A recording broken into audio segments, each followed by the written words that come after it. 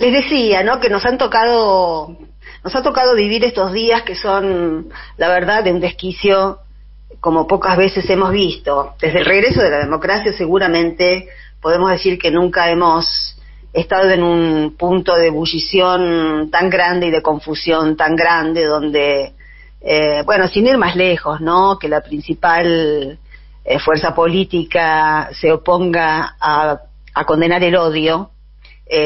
Bueno, partiendo de eso ya es muy difícil, ¿no? Que nos vengan a hablar de la libertad de odiar, del derecho a odiar, es muy difícil, sobre todo porque no tenemos ese registro de la vida, no lo tenemos y no es simétrico. Hay que cortar de cuajo con ese incipiente discurso que tienen guionado ya, del que dábamos ayer algunos indicios por ese proyecto que había presentado Milman el 18 de agosto. Ayer, la fecha 18 de agosto, me agarró un poco por sorpresa.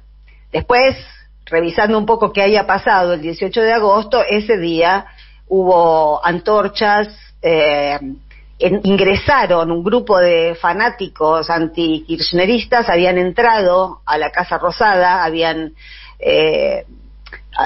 bueno, no fueron contenidos por la seguridad.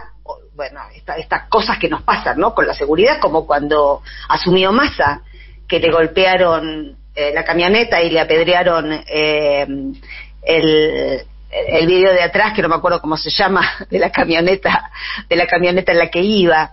Hay un mismo grupo que cultiva el odio y que de alguna manera estaría vinculado con, no sé si para el atentado, pero vinculado por lo menos en materia de identificación con la pareja que está detenida, el autor de los gatillos fallidos, de los tiros fallidos, y la novia.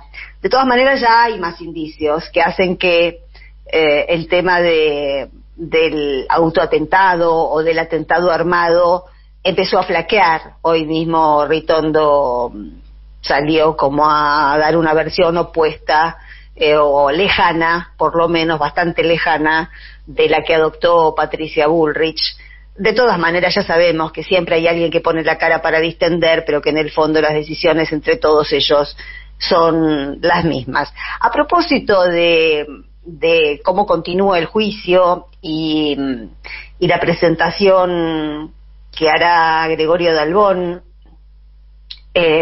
presentando a Cristina como querellante, él había dicho la semana pasada que estaban pensando en incluir la figura de femicidio a la de magnicidio. Magnicidio no está en el código todavía, Massa la envió ahora para que se incorpore, pero de hecho no está en el código penal.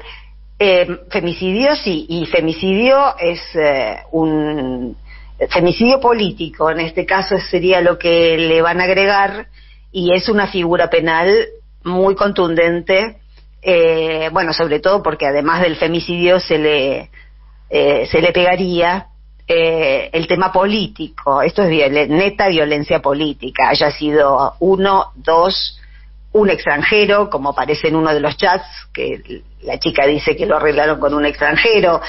Vaya a saber qué pasa, es mejor no aventurarse. El tiempo en la televisión está siendo usado para...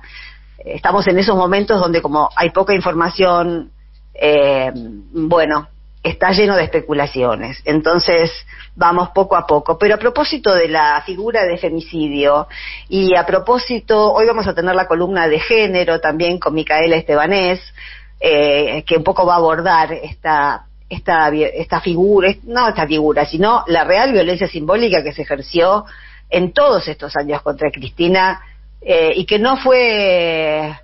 mañana vamos a tener a Micaela, gracias Gustavo, pero va a abordar ese tema de la violencia simbólica que me parece que tenemos que desarrollar y tener bien presente, porque los feminismos en su totalidad no han abordado este tema, igual que con Milagro. Parece que si uno no coincide políticamente en términos de feminismo, hay violencias simbólicas que no se visibilizan y violencias simbólicas que sí.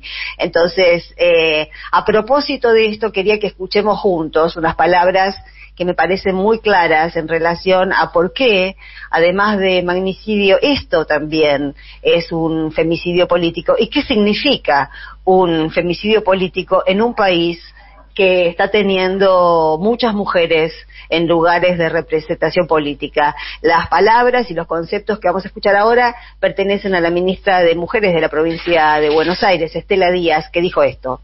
Yo quiero compartir solo con ustedes una consideración en relación a esto, que es algo que se ha estado planteando respecto al intento de magnicidio que vivimos, nada más y nada menos que hacia nuestra vicepresidenta de la Nación. Pero este intento de magnicidio también ha sido un intento de femicidio político. Y el contexto de la violencia de género que ha sufrido Cristina en su presidencia y que viene sufriendo todo este tiempo, que es un componente de un nivel feroz, que entendemos además que es un nivel que quiere ser ejemplificador hacia el conjunto de las mujeres que se animan en la política, que logran construir representaciones de poder en lugares que han sido históricamente masculinos y que hoy, sin lugar a dudas, la principal referenta política en la Argentina es una mujer, Cristina Fernández de Kirchner. Este ataque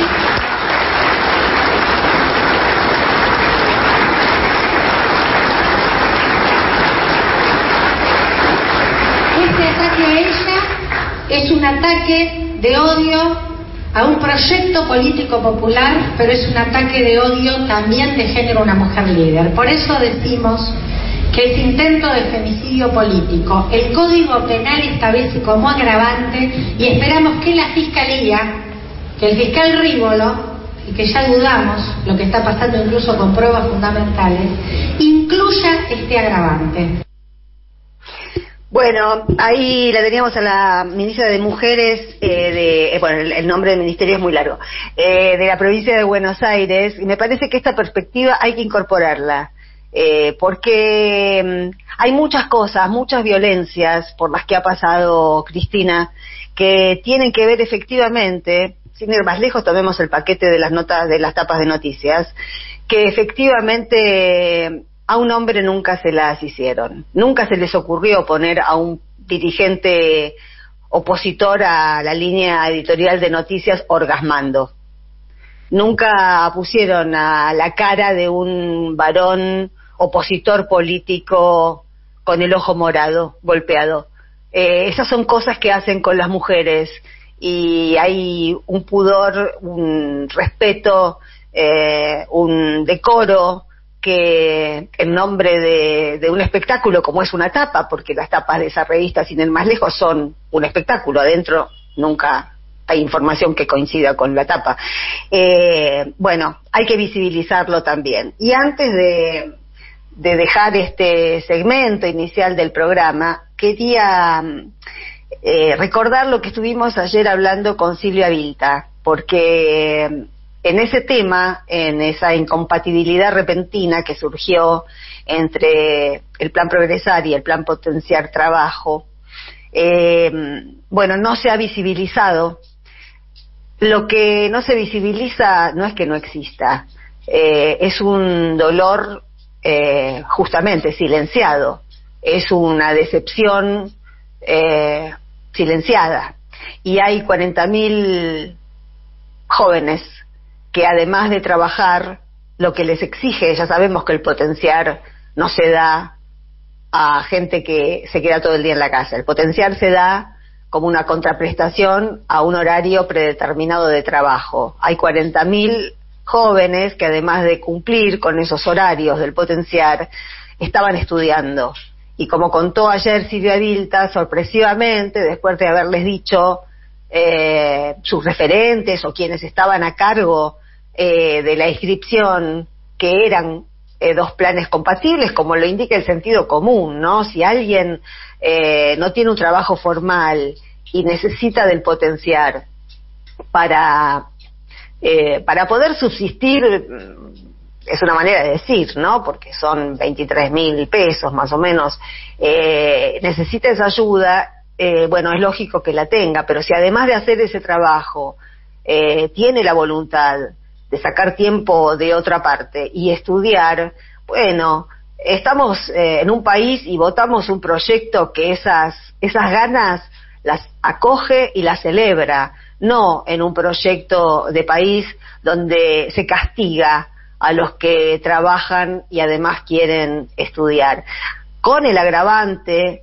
de que no solo no se les informó, sino que de los dos planes les dejaron el progresar y les quitaron el potencial, les dejaron 6.000 pesos y les quitaron los 23.000. Realmente es un error político. Yo no sé por qué tardamos tanto en este gobierno en coordinar algunas cosas. Es un error político, porque es esa la gente que este proyecto o este gobierno iba a privilegiar una vez más. Se están olvidando de qué votó este pueblo en el 2019. No votamos este tipo de, no solo de incongruencias, sino también de destrato, de maltrato con los vulnerables, mientras vemos que los especuladores se salen con la suya. Y entendemos que si el país necesita los dólares y hay que darles el dólar a 200, bueno, que se les dé a 200, pero no si al mismo tiempo se hace esto con 40.000 personas que están entre las últimas. Todos recordamos a Alberto Fernández diciendo que los últimos iban a ser los primeros.